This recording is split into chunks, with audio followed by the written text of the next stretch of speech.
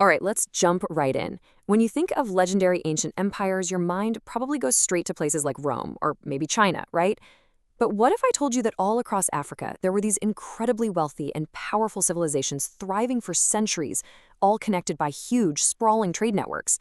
Well, that's exactly what we're talking about today, the incredible empires built on gold, salt, and faith.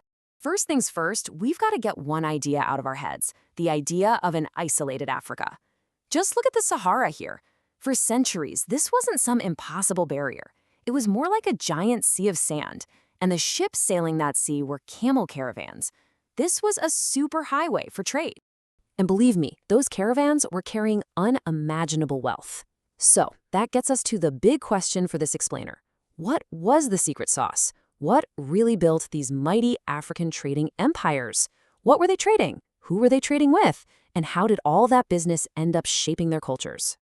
To start, let's take a journey to the east coast of the continent. We're going to check out the maritime powers of Axum and the Swahili city-states.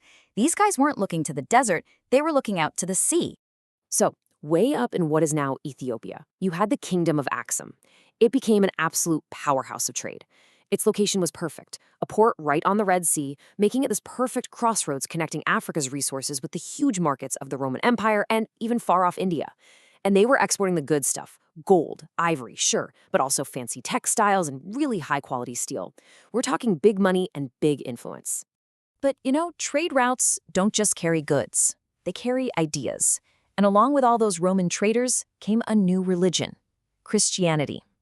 And the people who were really key to spreading it were monks. These were men who dedicated their entire lives to their faith. And the impact? Oh, it was huge. Axum made Christianity its official religion way back in the mid-300s. You can still see that legacy today, literally carved into the stone of the earth.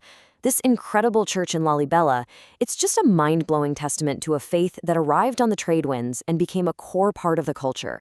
Okay, now let's head a bit south down the coast, where this vibrant and totally unique culture popped up, the Swahili. For hundreds of years, a whole chain of powerful, independent city-states flourished here. And the engine driving all of it was the Indian Ocean trade.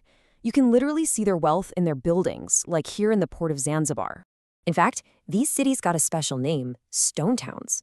And it wasn't just a catchy name, it was a description. The wealthy merchants built these multi-story houses out of stone. It was a clear, physical symbol of the prosperity that came from being the middlemen in a massive international trade network. This chart does a great job of showing the two-way flow of it all. The imports, the stuff coming in, were all these luxury goods from far away, beautiful silks from China, fancy ceramics from Persia. And the exports, the goods going out, were raw materials from the African interior, like ivory and copper, as well as cotton cloth, and also, tragically, enslaved people. This whole exchange created a completely unique multicultural society, a blend of African, Arab, and Asian influences. Now, let's move on and travel clear across the continent. We're heading west, to the legendary empires whose names became famous for one thing above all else: gold.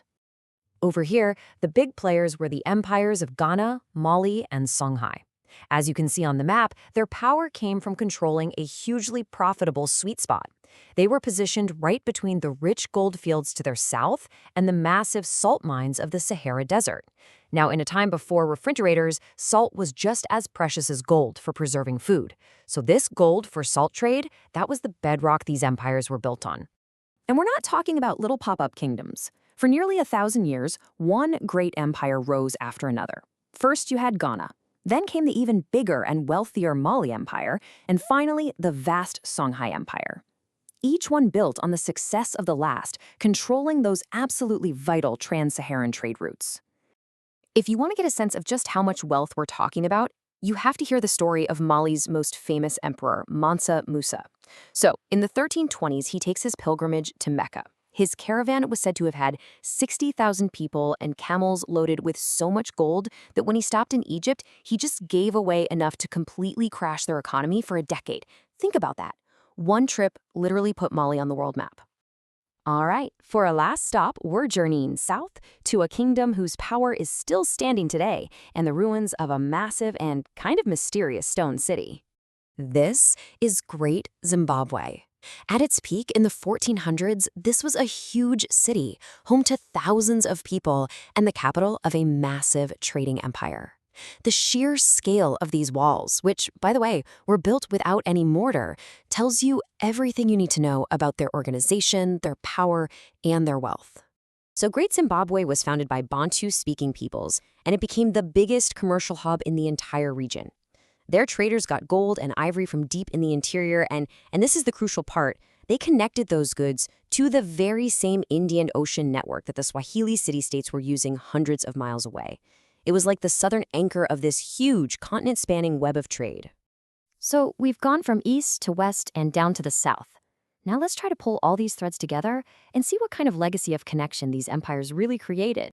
Okay, this table really helps put it all in perspective. You can see a clear pattern here, even though the specifics were different. Over in East Africa, the sea trade brought in silk, but it also brought Christianity and Islam. In West Africa, that gold and salt trade across the Sahara was the main highway for Islam to spread. And down in Southern Africa, Great Zimbabwe plugs its own gold trade and unique Bantu traditions into that bigger coastal network. The bottom line is, in every single region, trade was the engine for both wealth and huge cultural shifts. So the biggest takeaway here is pretty undeniable. From the Red Sea to the Atlantic Ocean, from the Sahara all the way south, the African continent was a vibrant, deeply interconnected place with immense wealth, sophisticated societies, and tons of cultural exchange, long before Europeans ever showed up. So I'll just leave you with this question to think about. Now that you know this history, knowing about these powerful, wealthy, and connected African civilizations, how does that change the way you look at a world map, not just in the past, but even today?